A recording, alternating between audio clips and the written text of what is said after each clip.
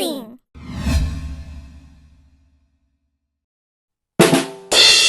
Hello hello प्यारा प्यारा मान्छेहरू आजको दिन चाहिँ मेरो लागि टफ नै थियो है।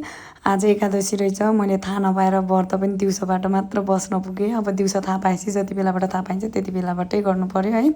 बिहान उठेर रेडी भएर अफिस गएर काम सकाएर म चाहिँ लागेँ यो फुटसल टुर्नामेन्ट जुन चाहिँ हाम्रो जाजरकोट जिल्लालाई फोकस गरेर गरिएको थियो त्यहाँ जानको लागि मेरो एकदम ढाड दुखेर मैले चाहिँ स्कुटर नलिइकन आधी बाटोमा स्कुटर राखेर एकदम पार्किङमा म चाहिँ इनड्राइभ गरेर पुगेँ। त्यहाँ पुग्दा माहौल एकदम राम्रो थियो, तातिएको थियो होइन। त्यसै बिचमा चाहिँ हाम्रो इप्सल सन्ज्याल जियोर आउनुभयो अनि हाम्रो हिक्मत दाहरू फोटो चाहिँ निदाएको आएछ। अहिले दाइले हेर्नुभयो भने अब कराउनुहुन्छ है मलाई नराम्रो निकाल्ने भनेर होइन। अनि त्यसै बिचमा चाहिँ हामीहरूले उहाँले गाएको र एकजनाले लेखेको एकजनाले गाएको गीतमा टिकटक बनाऊँ भनेर टिकटक बनायौँ। उहाँहरू दुवैजना एकदम राम्रो मान्छे हो है।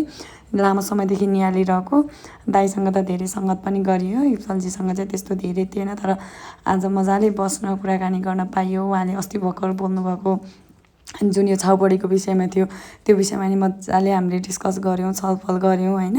अनि त्यसपछि चाहिँ हाम्रो मेन गेस्ट चाहिँ हाम्रो रेखा थापाजी हुनुहुन्थ्यो, उहाँ पनि आइपुग्नु भयो। देन आफ्टर प्रोग्रामको इन्डिङतिर लाग्यो। त्यसै बिचमा चाहिँ हाम्रो इप्सलजीले गीत गाउनु भएर हामी देउडा पनि खेल्यौँ। अनि त्यहाँ अतिथिहरूलाई सबैलाई मायाको चिनो प्रदान गर्नुभयो। कार्यक्रम एकदम राम्रो भयो। सुप्रिया बहिनीको यो हिम्मत, साहस र कामलाई चाहिँ एकदम धेरै मनैदेखि नै सम्मान छ।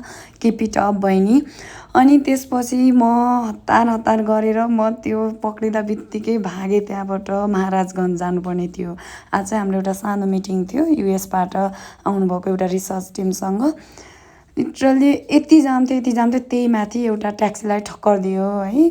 म चाहिँ याङ्गो गरेर गएको थिएँ, इलेक्ट्रिक स्कुटर परेछ। यति स्लो है। मलाई 1 घन्टा 15 मिनट लाग्यो त्यहाँबाट किर्तिपुरबाट त्यहाँ जानु। त्यहाँ जाएर बाहिर चाहिँ साथीहरूसँग भेट भयो। अनि त्यहाँ चाहिँ हामी त्यो कन्भर्सेसनमा गयौँ। यो कन्भर्सेसनमा चाहिँ मेरो साथी ऋतु पनि आएको थियो। हामी दुवैजना गयौँ। एउटा सेल्फी यो चाहिँ लास्टमा लिएको थियो तर मैले अगाडि राखिदिएँ।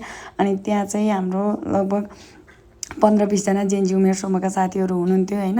एकदम मजाको डिस्कसन भयो। बाहिर युएसबाट चाहिँ रिसर्चको लागि आउनुभएको टिमसँग थियो यो डिस्कसन चाहिँ। त्यसपछि त्यहाँ सकाएर हामी चाहिँ लाग्यौँ घरतिर। मलाई चाहिँ दादाहरूले छोडिदिनु भयो। यो चाहिँ सिंहदरबार अगाडिको दृश्य हो। त्यहाँबाट चाहिँ मेरो स्कुटर अफिसमै थियो है आधी। अनि त्यहाँबाट म अफिसको छेउमा दाइहरूले त्यहीँ साइडमै पुऱ्याइदिनु भयो। हिँड्दै गएँ अनि अफिसको गेटबाट भित्र गएर स्कुटर लिएर घर कुद्न लागेँ। एकादशीको व्रत भनेर मैले केही पनि खाएको थिएन। अनि दुध, काँक्रो, खिर बनाउँछ भनेर लिएर आएको तर पुगेन, जाँगर पुगेन। अनि घर आउँदा बित्तिकै चाहिँ कटहर लिएर खाएको रहेछ भाइ बहिनीहरूले, मलाई चोखी राखिदिएको रहेछ। मैले त्यो खाएँ अनि यसरी नै गयो आजको दिन। तर साँच्ची भनेको आजको दिन चाहिँ एकदम ट्रुथफुल भयो। सबैजना साथी लगायत आदरणीय व्यक्तिहरूसँग पनि भेट भयो। Thankful to every one. हस् यति नै।